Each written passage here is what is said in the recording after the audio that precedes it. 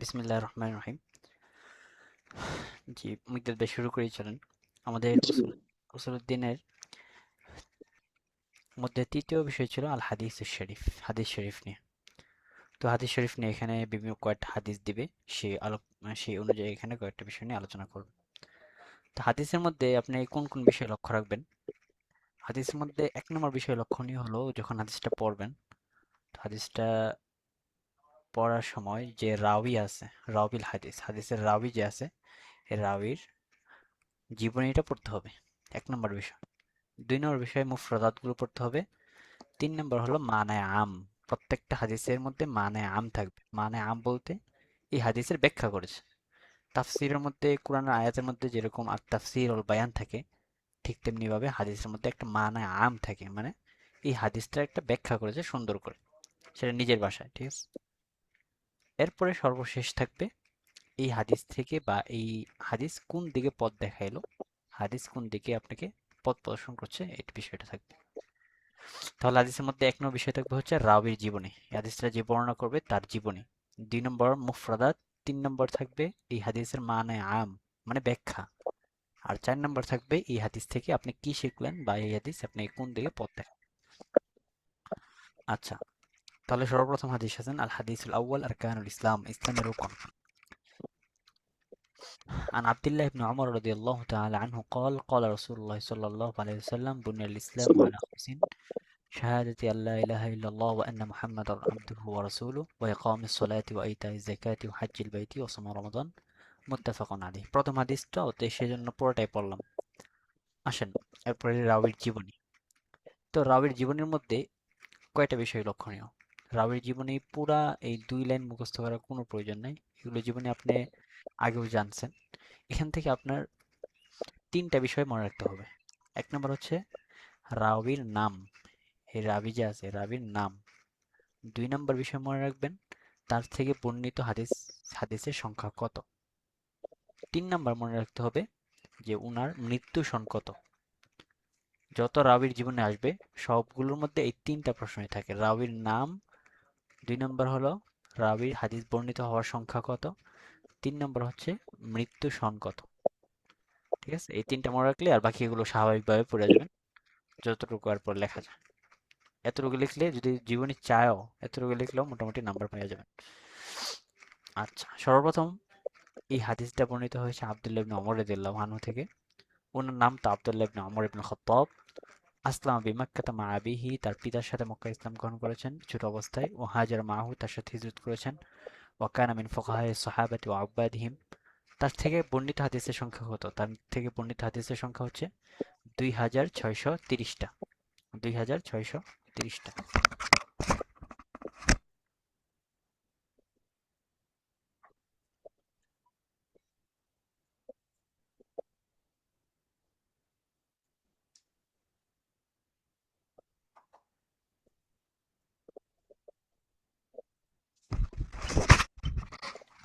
আর তার মৃত্যু সন হচ্ছে ৭৩ হিজরি।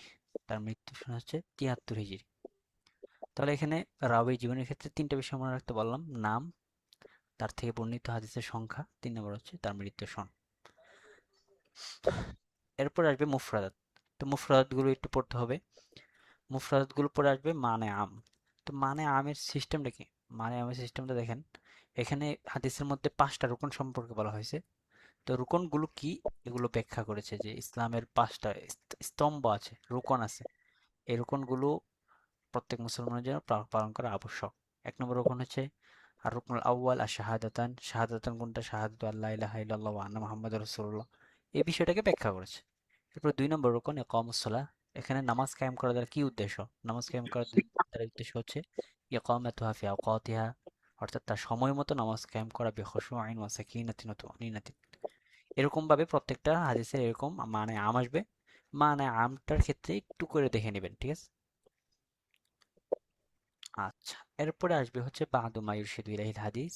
এই হাদিস কোন দিকে পথ দেখায়? হাদিসের মধ্যে আমরা কি শিখি? ১ নম্বর শিখলাম আহাম্মু আরকানিল ইসলাম ওয়া রুকনুশ শাহাদাতাইন। ইসলামের স্তম্ভগুলোর মধ্যে সবচেয়ে গুরুত্বপূর্ণ রুকন হচ্ছে রুকনুশ শাহাদাতাইন, ২ শাহাদার রুকন। এরপর ২ নম্বর শিখলাম বায়ানু কিমাতিল আরকানিল খামসা ফিল ইসলামি ওয়া আযমি শানিহা অর্থাৎ ইসলামের মধ্যে এই 5 রুকনের কতটুকু গুরুত্ব, কতটুকু মূল্য, এটা এই হাদিসের মধ্যে বর্ণনা করা হয়েছে। 3 নম্বর দেখলাম হিরসুন নবী সাল্লাল্লাহু আলাইহি সাল্লাম আলা তালিমি উম্মতিহি মা ইয়ানফাউহুম। অর্থাৎ নবী সাল্লাল্লাহু আলাইহি সাল্লাম তার উম্মতকে এমন বিষয় শিক্ষা দিতেন যা তাদের জন্য উপকারে আসতো। এখান থেকে 2টা বা 3টা মুখস্থ হলে হবে। তো বাদু মা ইউরশিদু ইলাইহিল হাদিস, এগুলোর ক্ষেত্রে আপনি অনেক সময় দেখা যাবে যদি মনে না থাকে তাহলে সেই ক্ষেত্রে আপনি হাদিসের অনুযায়ী একটা বানায়ও দিতে পারবেন। ঠিক আছে? আচ্ছা, এরপর দ্বিতীয় হাদিস, মিন আলামাতিল ঈমান, ঈমানের আলামত। এই হাদিসটা বর্ণিত হয়েছে আনাস ইবনে মালিক রাদিয়াল্লাহু আনহু থেকে। তিনি বলেন, হুজুর সাল্লাল্লাহু আলাইহি ওয়াসাল্লাম বলেছেন, লা ইউমিনু আহাদুকুম হাত্তা ইউহিব্বা লিআখিহি মা ইউহিব্বু লিনাফসিহি। তো এখান থেকে আমাদের প্রথম কাজ হলো রাবীর জীবনীটা পড়া। রাবীর জীবনী, তার নাম হচ্ছে আনাস ইবনে মালিক ইবনে নজর আল আনসারী। খাদামান নবী সাল্লাল্লাহু আলাইহি ওয়াসাল্লাম 10 সিনিন, নবী সাল্লাল্লাহু আলাইহি ওয়াসাল্লামের 10 বছর খেদমত করেছেন। ওয়া মাতা নবী সাল্লাল্লাহু আলাইহি ওয়াসাল্লাম ওয়া উমরুহু 20 আমান, নবী সাল্লাল্লাহু আলাইহি ওয়াসাল্লাম ইন্তেকাল করেছেন, তার বয়স ছিল মাত্র 20 বছর। এখন এখান থেকে একটা প্রশ্ন আসে মাঝে মধ্যে, وقد دعا له النبي صلى الله عليه وسلم في البركة في المال والولد وطول العمر। প্রশ্ন মধ্যে চাই হচ্ছে যে আনাস রাদিয়াল্লাহু আনহুর জন্য হুজুর সাল্লাল্লাহু আলাইহি ওয়াসাল্লাম কয়টা বিষয়ে বরকতের দোয়া করেছেন।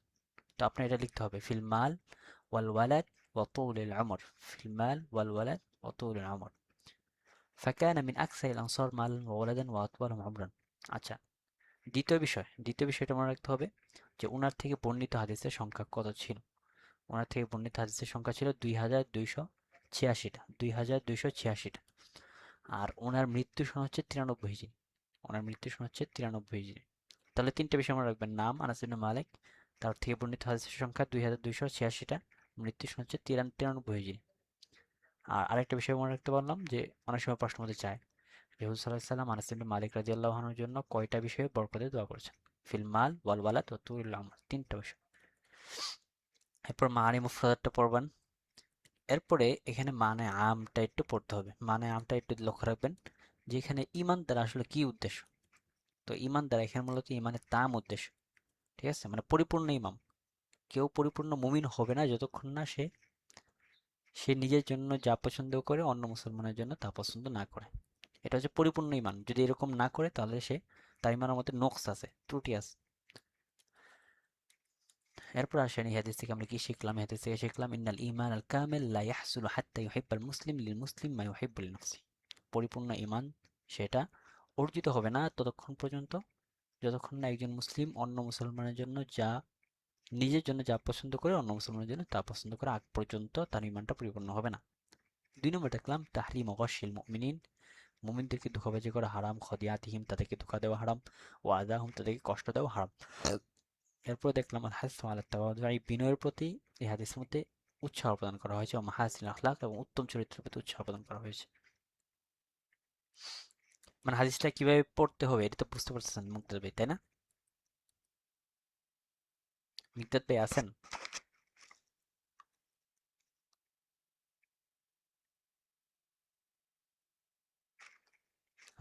আচ্ছা, এরপরে জি ভাই হাদিস, আছে, শুনছি।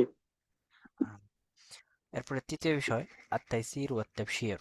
এই হাদিসটা বর্ণিত হয়েছে আনাস বিন মালিক রাদিয়াল্লাহু আনহু থেকে। উনি বলেন, রাসূলুল্লাহ সাল্লাল্লাহু আলাইহি ওয়াসাল্লাম বলেছেন, ইয়াসসিরু ওয়া লা তুআসসিরু ওয়া বাশশিরু ওয়া লা তুনাফফিরু। এই হাদিসটাও কিন্তু আনাস ইবনে মালিক রাদিয়াল্লাহু আনহু থেকে বর্ণিত। সুতরাং এক জায়গা থেকে ওনাদের জীবনী শিখবেন, বারবার শেখার কোনো প্রয়োজন নেই। তো এই ওনার জীবনীটা মাত্রই গেল, তো ওখান থেকে শিখে নেবেন। এরপরে আর কোনো জায়গা থেকে শেখার প্রয়োজন নাই। মুফরাদটা পড়বেন, মায়না আমটা পড়বেন। এরপরে এই হাদিস থেকে কি শিখলেন?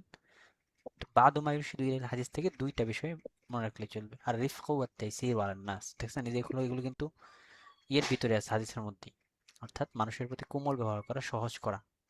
এরপরে 2 নম্বর দেখলাম তারকুল আখজি বিশাইল আসির ওয়াল ইকতিনাউ বিল ইয়াসির, অর্থাৎ কঠিন বিষয়কে গ্রহণ করাকে বর্জন করা, বরং সহজ বিষয়ের মধ্যে সন্তুষ্ট থাকে। এরপরে আসে হাদিসটা 4 নম্বর হাদিস, আস-সামাহাতু ফিল ইসলাম, আস-সামাহাতু ফিল মুআমালা, অর্থাৎ লেনদেনের ক্ষেত্রে উদারতা প্রদর্শন করা। হাদিসটা বর্ণিত হয়েছে জাবির ইবনে আব্দুল্লাহ রাদিয়াল্লাহু তাআলা আনহু থেকে। তিনি বলেন যে হুজুর সাল্লাল্লাহু আলাইহি ওয়াসাল্লাম বলছেন, রাহিমাল্লাহু রাজুলান সামহান সামহান ইযা বাআ ওয়া ইযা ইশতারা ওয়া ইযা ইক্তাদা।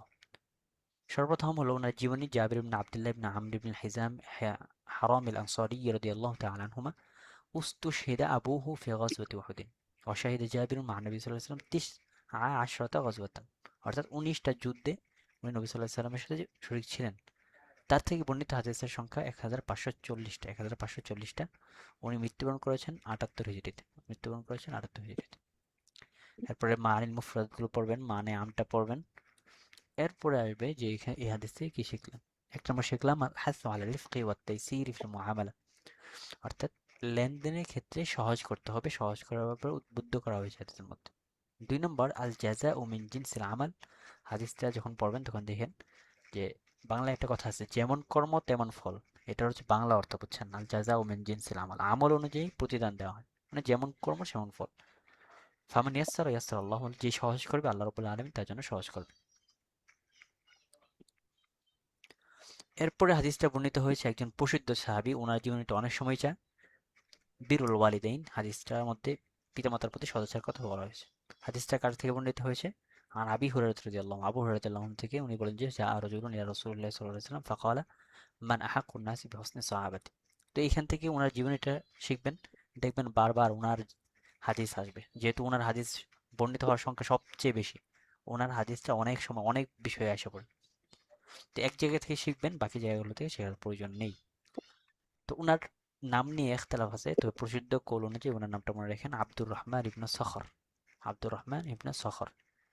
ওনাকে হুজুর সাল্লাল্লাহু আলাইহি সাল্লাম কিনায়াত দিয়েছিলেন আবু হুরায়রা বলে। হিনা রাআহু ইয়াহমিলু হিররাতান, যখন হুজুর সাল্লাল্লাহু আলাইহি সাল্লাম তাকে দেখলেন যে একটা বিড়ালের বাচ্চা তারা তিনি বহন করছে, তখন তিনি আবু হুরায়রা বলে ডাক দিয়েছেন। তো তিনি কুনিয়াতের মাধ্যমে প্রসিদ্ধ, তার নামটা কিন্তু প্রসিদ্ধ নয়, আব্দুর রহমান ইবনে সখর। তিনি ইসলাম গ্রহণ করেছেন খয়বরের বছর 7ম হিজরিতে। নবী সাল্লাল্লাহু আলাইহি সাল্লামের সোহবত গ্রহণ করেছেন 4 বছর। তিনি হুজুর সাল্লাল্লাহু আলাইহি সাল্লামের হাদিস বর্ণিত হওয়ার ক্ষেত্রে সবচেয়ে বেশি, মানে মুকসিরিন মিনাল হাদিস, তার বর্ণিত হওয়া হাদিসের সংখ্যা হচ্ছে 5374টা। 5374। তার মৃত্যু হয়েছে 57 হিজরিতে। সামনে যখন আয়েশা রাদিয়াল্লাহু আনহার জীবনী পড়বো তখন দেখেন তার মৃত্যু 1 বছর পরে আয়েশা রাদিয়াল্লাহু আনহার মৃত্যু হচ্ছে 58 হিজরি। তো এইরকম ভাবে সহজভাবে একটু একটু এই বিষয়গুলো টুকায় রাখলে সহজ হয়। তার ওনার নাম আব্দুর রহমান ইবনে সখর, বর্ণিত হাদিসের সংখ্যা 5374, মৃত্যু সন হচ্ছে 57 হিজরি।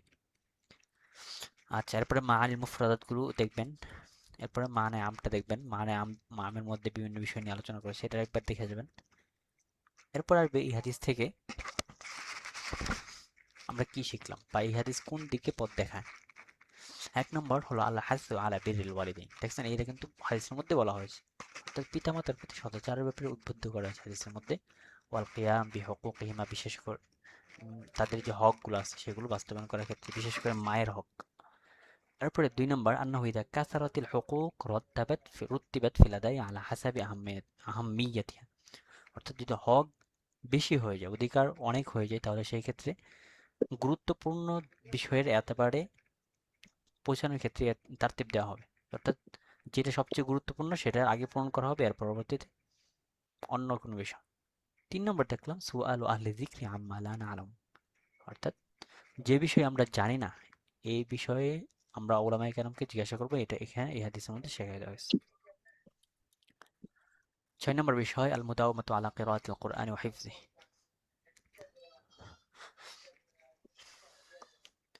عن أبي موسى رضي الله تعالى عنه عن النبي صلى الله عليه وسلم قال تعاهدوا القرآن فوالذي نفسي بيده لهو أشد تفصيا من الإبل في عقولها। হাদিসটা বর্ণিত হয়েছে আবু মুসা আল আশআরী রাদিয়াল্লাহু তাআলা আনহু থেকে। তো ওনার নামটা আমরা অনেকেই জানি না, ওনার নামটা মুখস্থ রাখবেন, আব্দুল্লাহ ইবনে কয়স ইবনে সালিম। আব্দুল্লাহ ইবনে কয়স, তো এতটুকু মনে রাখলে চলে, আব্দুল্লাহ ইবনে কয়স। তিনি হাবশার দিকে হিজরত করেছেন। তিনি ওমর রাদিয়াল্লাহু আনহুর যুগে বাসরা এবং খলিফার গভর্নর ছিলেন। ওনার শহরটা সমুদ্র ছিল। তো হুজুর সাল্লাল্লাহু আলাইহি সাল্লাম তার সম্পর্কে বলেছে লাকাদ উ'তিয়া মিজমারুম মিন মাজামিরি আলি দাউদ। এই যে ছোট ছোট প্রশ্ন অনেক সময় চায় যে লাকাদ উ'তিয়া মিজমারুম মিন মাজামিরি আলি দাউদ, এটা কাকে বলা হয়েছে? তো আপনি লিখে দেবেন আবু মুসা আল আশআরীকে বলা হয়েছে। তার থেকে বর্ণিত হাদিসের সংখ্যা 360টা। তার মৃত্যু সন হচ্ছে 42 হিজরিতে, মুআবিয়া রাদিয়াল্লাহু আনহুর জামানায়। তাহলে এখান থেকে মুফরাদাতগুলো পড়বেন, মানে আমটা পড়বেন। এরপরে এই হাদিস থেকে আমরা কি শিখলাম? এই হাদিস থেকে শিখলাম আল হাসু আলা কিরাআতিল কুরআনিল কারীম ওয়া দাওয়ামি মুদারাসাতি, অর্থাৎ কোরআনে কারীম পড়ার ব্যাপারে এই হাদিসের মধ্যে উৎসাহ প্রদান করা হয়েছে। 2 নম্বর শিখলাম তাহযীর মিন তা'রিদিল কুরআন লিন-নিসয়ানি ফি বিইহমালি তিলাওয়াতি, অর্থাৎ তেলাওয়াতের উদাসীনতার কারণে কোরআন শরীফ যেন কেউ বলে না যায় এই ব্যাপারে সতর্ক করা হয়েছে হাদিসের মধ্যে। এই এরপরে হাদিসটা বর্ণিত হয়েছে জারির ইবনে আব্দুল্লাহ রাদিয়াল্লাহু আনহু থেকে। উনি বলেন যে হুজুর সাল্লাল্লাহু আলাইহি ওয়াসাল্লাম বলেছেন, মান লা ইয়ারহাম লা ইউরহাম। তো উনার নাম তো এখানে স্পষ্টই জারির ইবনে আব্দুল্লাহ আল বাজালি। ওয়াফাদা আলা নবী সাল্লাল্লাহু আলাইহি ওয়াসাল্লাম ফি সানাতিল আশিরা মিনাল হিজরা, দশম হিজরিতে উনি অফ বণিক দল হিসেবে এসে হুজ্জাতুল ওয়াদা হজ করেছেন হুজুর সাল্লাল্লাহু আলাইহি ওয়াসাল্লামের সাথে। এবং তিনি অশাহিদা ফাতহাল মাদায়েন, মাদায়েন জয় করার সময় তিনি সেখানে উপস্থিত ছিলেন। ওয়াকান আলী জামালিহি ইউলাক্কাবু বিইউসুফি হাযিল উম্মাহ, অর্থাৎ এই জাবের ইবনে আব্দুল্লাহ রাদিয়াল্লাহু আনহু এত সুন্দর ছিলেন, ওনাকে এই উম্মতের ইউসুফ বলে লকব দেওয়া হতো। তো এটা সংক্ষিপ্ত প্রশ্ন হতে পারে যে এই যুগের উম্মত, এই যুগের ইউসুফ কাকে লকব দেওয়া হতো? তো আপনি লিখতে হবে জারির ইবনে আব্দুল্লাহ আল বাজালি রাদিয়াল্লাহু তাআলা আনহু। তার থেকে বর্ণিত হাদিসের সংখ্যা 100, তার মৃত্যু সন হচ্ছে 51 হিজরি। মানে মুফরাদটা পড়বেন, মানে আমটা পড়বেন। মানে আমার মধ্যে দেখেন মান হুয়া শাকি, শাকি কে, দুর্ভাগাকে, এর একটা পরিচিতি। শাকি মানে হচ্ছে যাকে, যে ব্যক্তি রহমতের সাথে মুত্তাসিফ না, গুণান্বিত না, তাই সেই হচ্ছে শাকি। এরপর এখানে দেখেন মান হুয়া রহিম, রহিমকে, রহিম মানে হচ্ছে যে অন্যের কষ্ট অনুভব করে, সেই মূলত রহিম। এরপর এখানে থাকবে যে যারা রহমাতের মাধ্যমে গুণান্বিত তাদের প্রতিদান কি হবে, আর যারা শাকি তাদের প্রতিদান কি হবে। আচ্ছা, بعد ما يرشد إلى الحديث, এই হাদিস থেকে কি শিখলাম? এক নম্বর শিখলাম ইয়াতাহাল্লাল মুসলিম বিখুলুকির রাহমাতি ওয়ার রিফকি, অর্থাৎ মুসলমান রহমত এবং রিফক এই দুইটা গুণ চরিত্রের মাধ্যমে সুসজ্জিত হবে। এরপরে শিখলাম আন্নাল জাযা মিন জিনসিল আমাল, যেমন কর্ম তেমন ফল। 3 নম্বর শিখলাম ইযমু জাযায়ে রাহমা, যে যারা রুহামাই, যারা রহমান, যারা দয়ালু, তাদের প্রতিদান বিশাল। ওয়াসু ও আকিবাতি কুসাতুল কুলুব, যাদের অন্তর কঠিন তাদের পরিণামও কঠিন। আচ্ছা, এরপরে হাদিসটা বর্ণিত হয়েছে আবু হুরায়রা রাদিয়াল্লাহু আনহু থেকে, ওনার জীবনে এটা মাত্রই গেল। এরপরে এখান থেকে মানে আমটা পড়বেন, মুফরাদাতটা পড়বেন। এরপরে এখানে দেখেন যে সাবাবু তাখসিসিল ইয়াদ ওয়াল লিসান বিযিকর, এই হাদিসের মধ্যে জিহ্বা এবং হাতের মাধ্যমে জিকিরকে কেন খাস করা হলো? কারণ কি? কারণ হলো এগুলো মানুষকে কষ্ট দেওয়ার ক্ষেত্রে সবচেয়ে বেশি দ্রুতগামী। হাত এবং লিসানের মাধ্যমে সবচেয়ে মানুষ কিন্তু অন্যকে কষ্ট দেয়। এই কারণে মূলত এখানে বিশেষভাবে উল্লেখ করা হয়েছে হাত এবং লিসান। যে মান সালিমাল মুসলিমুনা মিন লিসানিহি ওয়া ইয়াদিহি, হাদিসটা আছে না?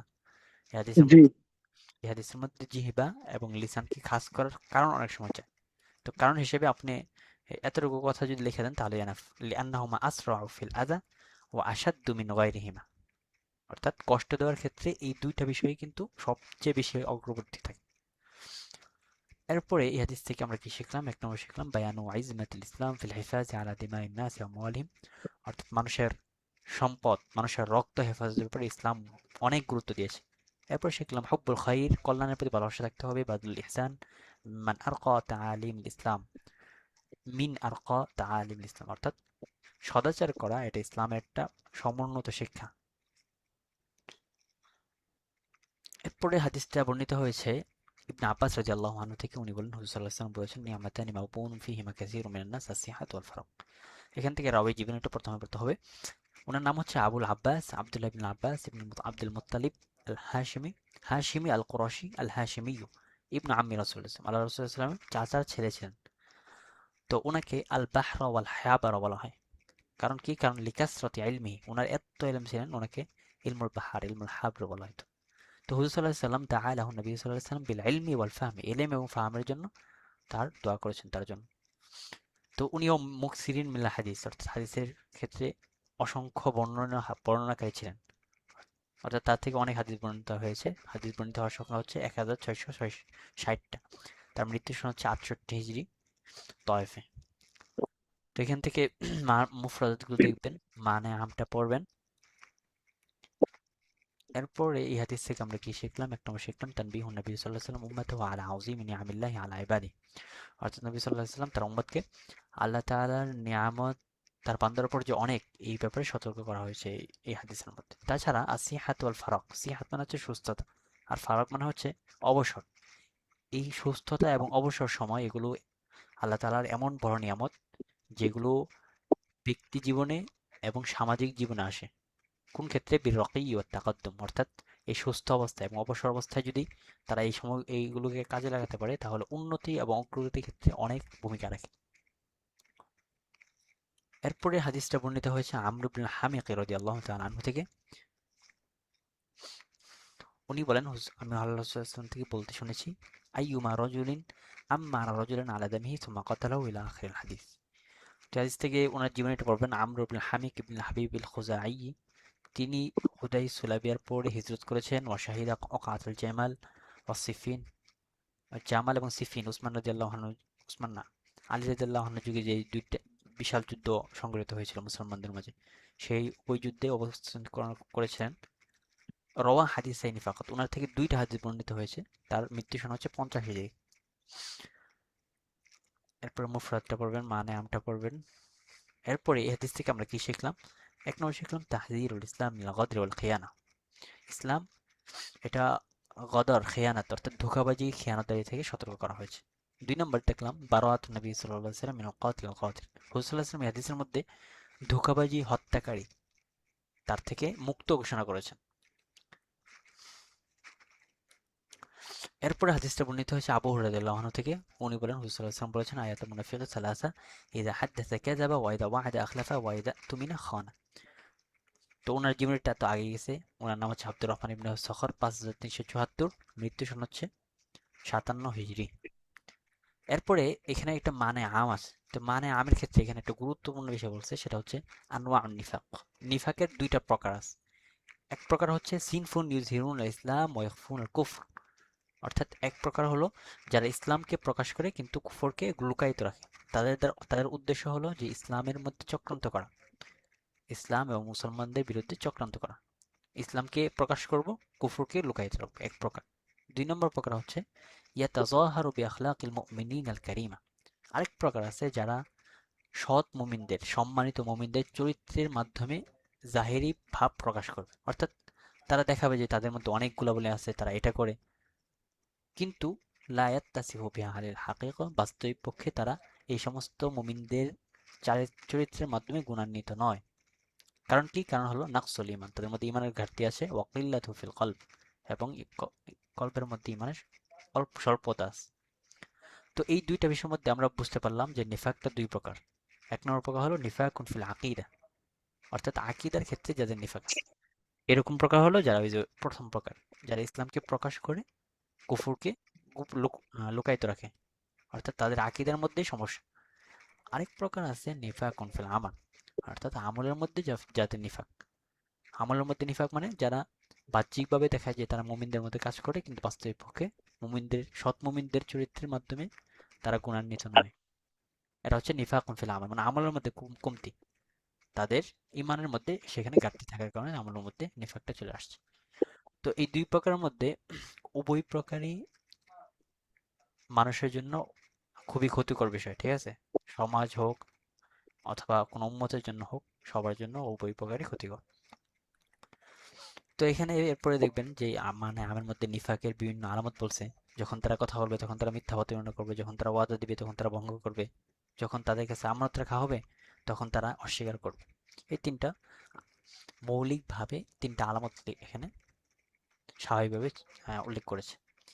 আচ্ছা, এরপরে এই হাদিস থেকে আমরা কি শিখলাম? এক নম্বর শিখলাম হিরসুন নবী সাল্লাল্লাহু আলাইহি ওয়াসাল্লাম আলা তালিমি উম্মতি, হুজুর সাল্লাল্লাহু আলাইহি ওয়াসাল্লাম তার উম্মতকে শিক্ষা দেওয়ার ব্যাপারে আগ্রহী ছিলেন। দুই নম্বর দেখলাম জামুন নিফাক ওয়াল মুনাফিকিন, অর্থাৎ নিফাক, মুনাফিক, এদেরকে এখানে জম করা হয়েছে, জম মানে নিন্দা করা হয়েছে।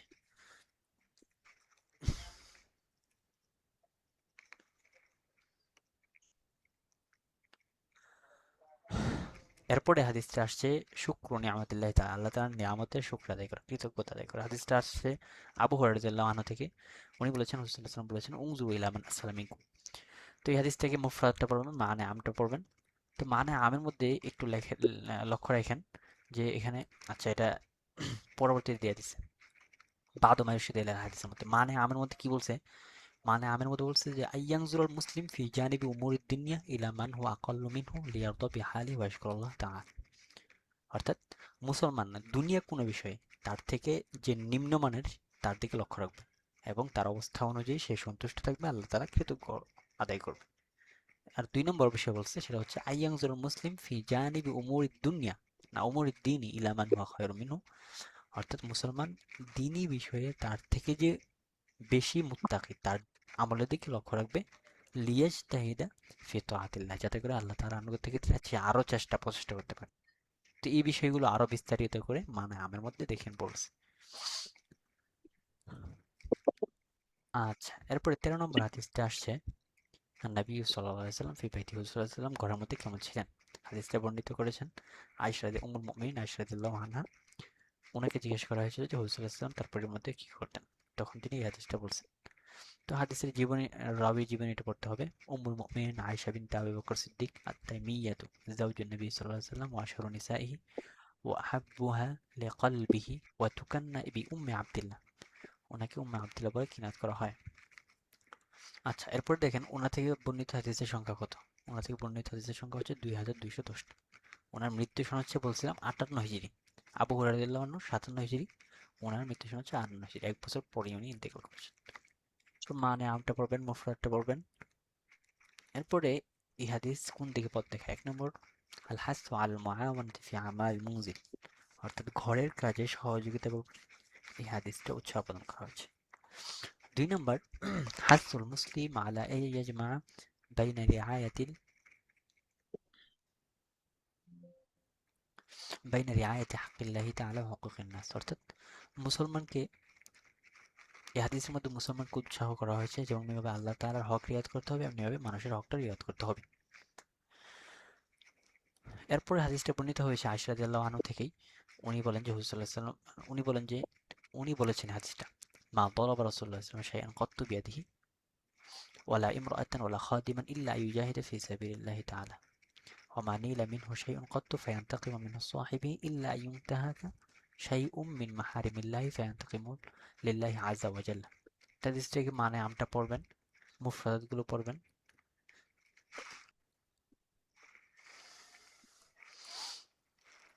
এরপর এই হাদিস থেকে আমরা কি শিখলাম? 1 নম্বর শিখলাম আল হাসু আল আফওয়ি ওয়াল হিলমি, অর্থাৎ মানুষকে সহনশীলতা, ক্ষমার প্রতি উদ্বুদ্ধ করা হয়েছে হাদিসের মধ্যে। ওয়া ইহতিমাল আদা ফিল্লা ফি হুকুকিল্লাহি তাআলা, এবং আল্লাহর হকের ক্ষেত্রে কষ্ট বরদাস্ত করার ব্যাপারে উদ্বুদ্ধ করা হয়েছে। 2 নম্বর হলো আল হাসু আল ইনতিসার লিদীনিল্লাহি তাআলা মিম্মান ফাআলা মুহাররামান আও নাহওয়াহু, অর্থাৎ আল্লাহর দ্বীন ওই ব্যক্তির থেকে সবসময় বিজয় লাভ করবে যে ব্যক্তি কোনো অন্যায় অশ্লীল কাজ করবে, তার থেকে সবসময় আল্লাহ তাআলার দ্বীন এটা সবসময় বিজয় লাভ করবে, এই ব্যাপারে এই হাদিসের মধ্যে উদ্বুদ্ধ করা হয়েছে। এছাড়াও ইউস্তাহাব্বু লিল আইম্মাতি ওয়াল কুদাতি আত তাখাল্লুক বিহাযাল খুলুকিল কারীম, যারা ইমামগণ আছেন এবং কাজী আছেন তারা এই মহান চরিত্রের মাধ্যমে, অর্থাৎ কাউকে সহনশীল হওয়া, সে নিজে সহনশীল হওয়া এবং অন্যকে ক্ষমা করা, কষ্ট বরদাস্ত করা, এই গুণাবলীর মাধ্যমে সুসজ্জিত হওয়া, তার মধ্যে থাকা, এটা মুস্তাহাব। এরপরে হাদিসটা বর্ণিত হয়েছে আবু মুসা আল আশআরী, ওনার জীবনীটা গেল আমাদের। তো উনি বলেছেন হুজুর সাল্লাল্লাহু আলাইহি ওয়াসাল্লাম থেকে এই হাদিসটা বর্ণিত হয়েছে আলা কুল্লি মুসলিমিন সাদাকাতুন। তো এখান থেকে কালিমাগুলো পড়বেন। সাদাকাতুন অর্থ কি? মালহুফ অর্থ কি? মালহুফ মানে হচ্ছে মুস্তাগিস, অর্থাৎ সাহায্য, মানে দিশাহারা ব্যক্তি আর কি। এরপরে মারুফের অর্থটা পড়বেন, মানে আমটা পড়বেন। এরপরে আসবে বাদু মা ইরশিদু ইলাল হাদিস, এই হাদিসটা কোন দিকে পথ দেখায়? আত-তারগীবু ফিস সাদাকাতি ওয়াল হাসু আলাইহা, অর্থাৎ সদকার প্রতি উৎসাহ প্রদান করা। 2 নম্বর আল হাসু আলা তাহসিল লুকমাত হালালি বিল কাসবি ওয়াল আমাল, অর্থাৎ উপার্জন এবং আমলের মাধ্যমে হালাল লোকমা গ্রহণ করার ব্যাপারে এই হাদিসের মধ্যে উদ্বুদ্ধ করা হয়েছে।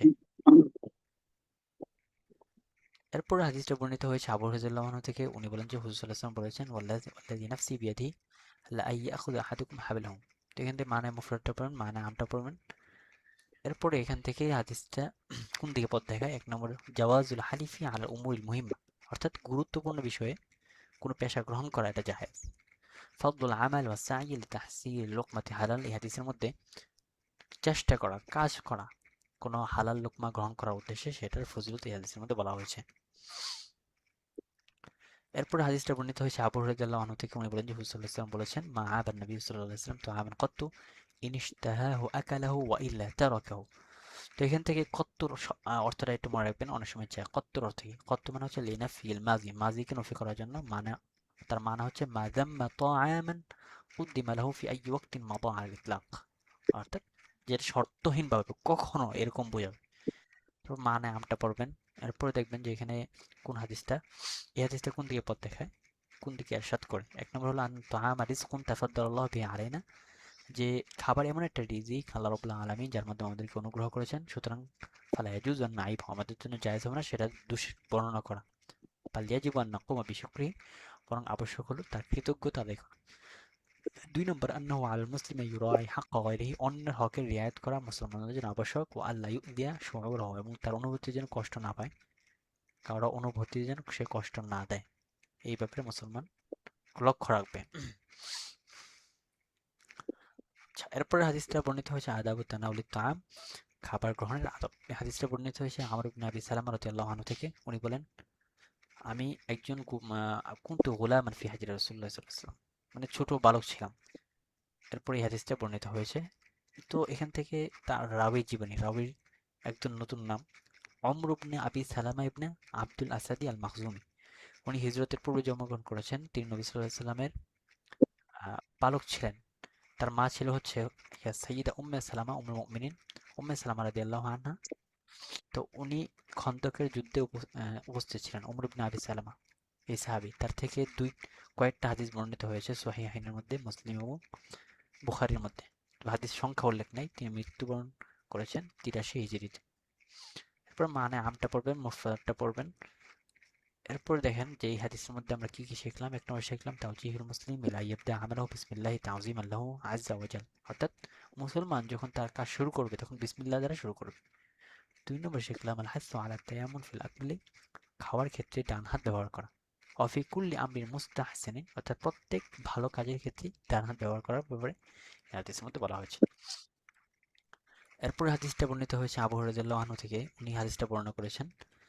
উনি বলেন যে হুজুর সাল্লাল্লাহু আলাইহি ওয়াসাল্লাম বলেছেন, যখন কোনো মানুষ মারা যায় তখন তার থেকে সমস্ত আমল বন্ধ হয়ে যায়, কিন্তু তিনটা আমল বাদ থাকে। এক নম্বর হচ্ছে সদাকা জারিয়া, দুই নম্বর হচ্ছে এমন ইলম যার মাধ্যমে উপকৃত হয়ে যায়, তিন নম্বর হলো এমন সৎ সন্তান যে তার জন্য দোয়া করবে।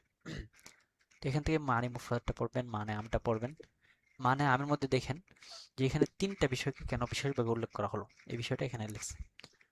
কারণ কি, এই তিনটা বিষয়ের কারণে মূলত মানুষ প্রচেষ্টা বেশি করে। বিশেষভাবে এই যে ছেলের ক্ষেত্রে কিন্তু এই ছেলের জন্য যত বাবা এটা করতেছে ওটা করতেছে। তো মানে এই তিনটা বিষয় উল্লেখ করার কারণ হলো যে এই তিনটা বিষয়ের প্রতি মানুষ সাধারণত চেষ্টা বেশি করে। তো উত্তরটা এখানে লিখতে পারেন লিআন্নাহা মিন সাইয়িল ইনসান ওয়া হুয়া সাবাব ফিহি। এরপরে এই হাদিস থেকে আমরা কি শিখলাম। এক নম্বর শিখলাম সাআতু রাহমাতিল্লাহি তাআলা ওয়া আযীম সাওয়াবিহি, অর্থাৎ আল্লাহ রাব্বুল আলামিনের রহমত প্রশস্ত এবং তার সওয়াবটা অনেক। ওয়া জাযীল আতায়। দুই নম্বর শিখলাম তারগীবুল ইনসান ফিল আমালি আল্লাতী ইয়াস্তামিরু সাওয়াবুহা ইনদা মাউতি। এই হাদিসের মধ্যে মানুষকে এমন আমলের প্রতি উৎসাহ প্রদান করা হয়েছে যার সওয়াবটা তার মৃত্যুর পরেও কিন্তু সে পেতে থাকবে। আচ্ছা, এরপরে হাদিসটা আবু হুরায়রা রাদিয়াল্লাহু আনহু থেকে বর্ণিত হয়েছে। হাদিসের বিষয় হলো কল্যাণের দরজা। অর্থাৎ কল্যাণের দরজা বলতে এই হাদিসের মধ্যে বলা হয়েছে যখন আল্লাহ তাআলা, আল্লাহর রাসূল সাল্লাল্লাহু আলাইহি ওয়াসাল্লাম বলছেন যে আমি তোমাদেরকে এমন বিষয় পথ দেখাবো যার মাধ্যমে গুনাহগুলো মুছে যায় এবং মর্যাদা বুলন্দ হয়। এরপরে আল্লাহ তাআলা সাহাবীরা বলছেন যে হ্যাঁ বলে দেন। হুজুর সাল্লাল্লাহু আলাইহি ওয়াসাল্লাম বলছেন যে ইসবাগুল উদুই আলাল মাকারি, অপছন্দ থাকা সত্ত্বেও, কষ্ট হওয়া সত্ত্বেও ওযুকে পরিপূর্ণ করা। এই জাতীয় তিনটা বিষয় বলছে। তো এখান থেকে মানে আমটা পড়বেন, মুফরাদটা পড়বেন। এরপর মানে আমের মধ্যে দেখেন এখানে তিনটা বিষয় নিয়ে আলোচনা করা হয়েছে, তিনটা তোয়াত বা আনুগত্য নিয়ে। এক নম্বর ইসবাগুল উদুই আল মাকারি, অপছন্দ থাকা সত্ত্বেও অথবা কষ্ট হওয়া সত্ত্বেও ওযুকে ভালোভাবে পরিপূর্ণ করা। দুই নম্বর কাসরাতুল খুতা ইল মসজিদ, মসজিদের দিকে পদক্ষেপকে বেশি করা। তিন নম্বর বলা হয়েছে ইন্তিজারুস সালাতি বাদা সালাত, নামাজের পরে নামাজের জন্য অপেক্ষা করা। হাদিসের মধ্যে আমরা শিখলাম, এক নম্বর শিখলাম হিরসুন নবী সাল্লাল্লাহু আলাইহি ওয়াসাল্লাম আলা তালিম উম্মতি।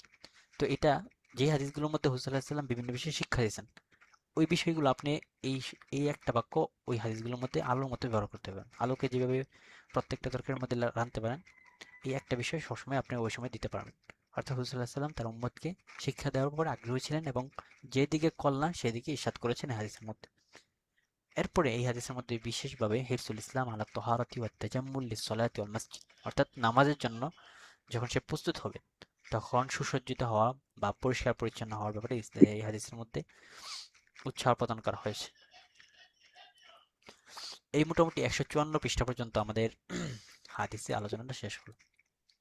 তো এই হাদিসের পরে থাকে হচ্ছে আসসিরাতুন নাবাউইয়া। হাদিসটা মোটামুটি বোঝা গেছে না, মানে কিভাবে পড়বেন? জি, জি ভাই। হাদিসগুলো এইভাবে পড়বেন তাহলে ইনশাল্লাহ সহজ হবে প্রত্যেকটা। এটা হলো ইয়াদে দেওয়া সানির মধ্যে দেখবেন এভাবেই আসবে, বিষয়গুলো এগুলোই থাকবে।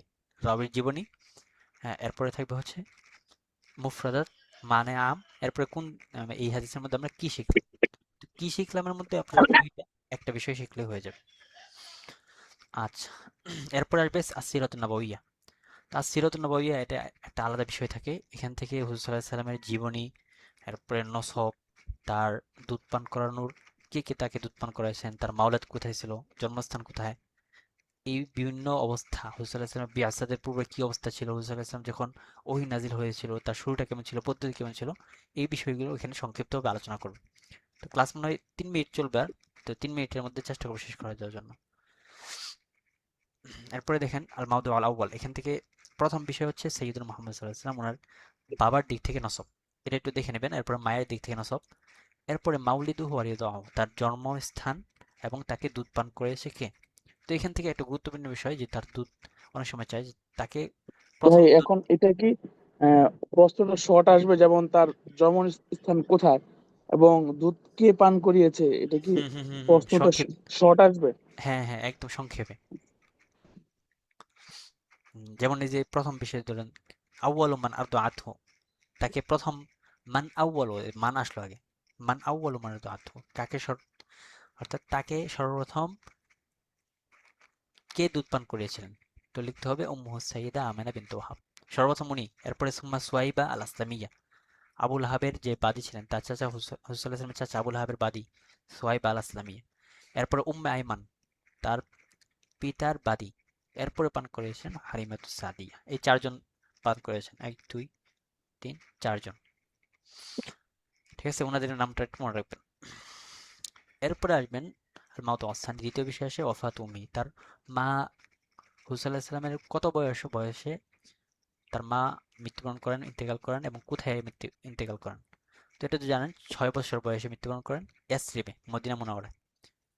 এর পরবর্তীতে ওনার দায়িত্ব নেন আব্দুল্লাহ ইবনে মুত্তালিব।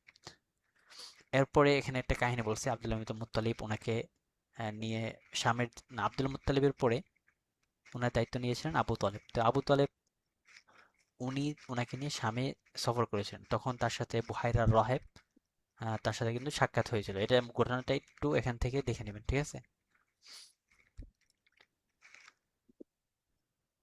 আচ্ছা, এরপরে আসেন আহওয়ালুহু ক্বাবলা আল বিআসাতি, বিআসাতের পূর্বে তার অবস্থা কেমন ছিল।